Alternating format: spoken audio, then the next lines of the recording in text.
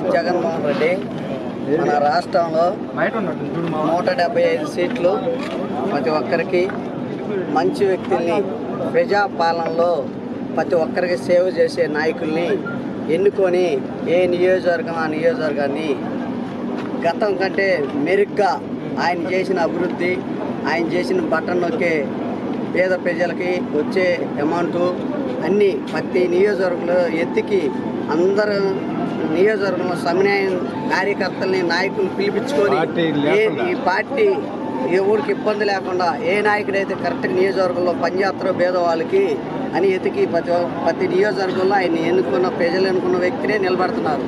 గతంలో మేము 20 సంవత్సరాలు టీడీపీలో ఉన్నాం. మేము 5 సంవత్సరాల క్రితం వైఎస్ఆర్ పార్టీకి మారాం.